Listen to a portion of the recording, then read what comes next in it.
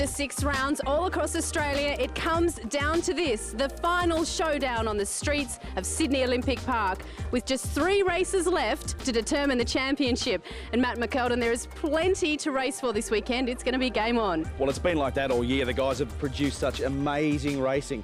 They've been banging doors, they've been crashing into each other. And of course, this is a street race and it's a very, very tight circuit. So I'll expect absolutely nothing less than full-on excitement. There's 2 guys who are in the hunt with the championship, but 15 guys that really need to impress this weekend. So I say bring it on. Absolutely. Well, reigning champ Paul Stokel is eyeing off his 2nd consecutive title, but series leader Chris Alajajian has other ideas. Chris Alajajian has been the man to catch this year, but at the last round at the Gold Coast, he was in the thick of it. First, it was contact from Glenn Seaton in race 1. And here he goes up the inside. Oh, no! We've got contact. Then Paul Stokel turned him around in race 3. Oh, no!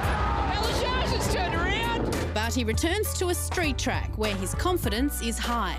Street circuits are my specialty. So, you know, I love street circuits. I think having those walls there is a better guide for me. Breaking points are much easier. If you get closer to the wall, you can kind of tell. So, yeah, no, it kind of wakes you up a little.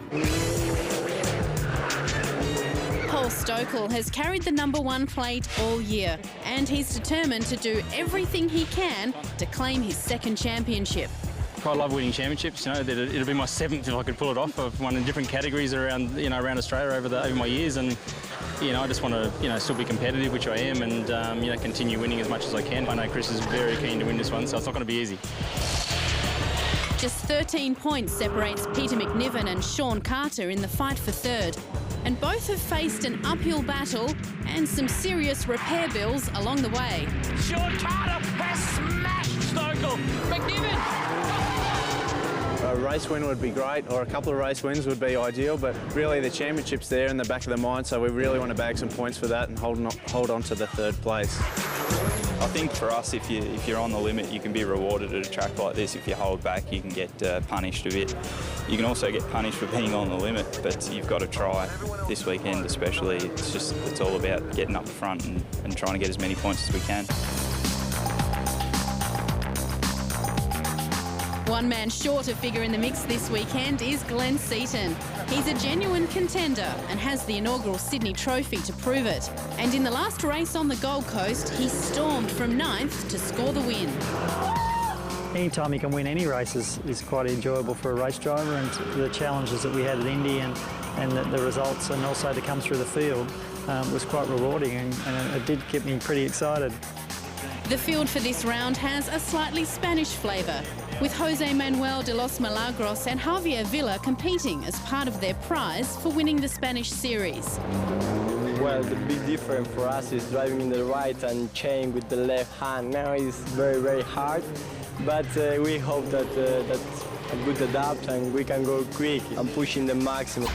On pole in race 1, it was series leader Chris Alajajian, and right next door was the visiting Spanish champion.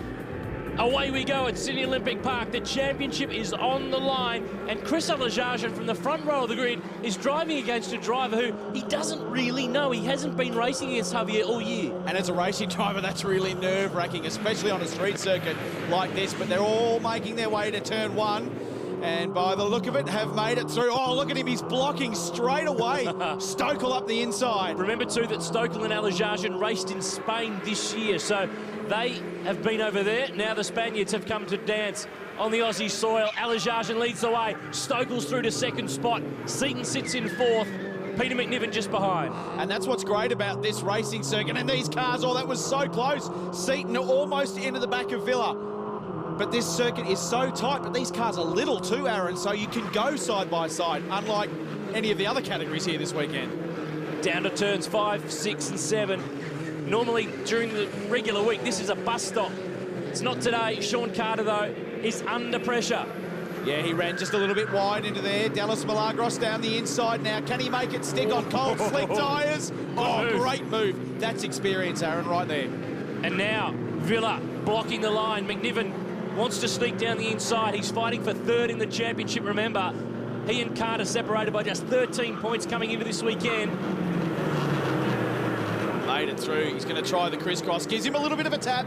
Lets him know he's there. Dangerous move on these cold Dunlops. They are slick tyres, Aaron, and the grip levels are down. But look at McNiven now. Down the inside of Villa. He's not taking no for an answer. The Spaniard goes in really, really deep, but it compromises him here. There's a touch, and what it will do, it'll bank the rest of them up right on their hammer. Now a big lunge.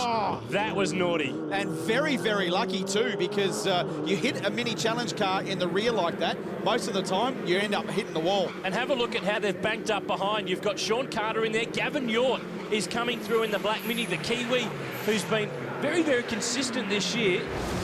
Hurts on board replay now with Dylan Thomas. Oh, Jarvis in the front just nipped the wall, and he's turned Linton around as well. Oh, that is really, really average. That's Alan Jarvis, son of V8 Ute racer Rob. Ferrick Linton started at the back of the pack. He missed qualifying due to business commitments. He was busy selling minis rather than racing them, but he's got involved in a bit of drama.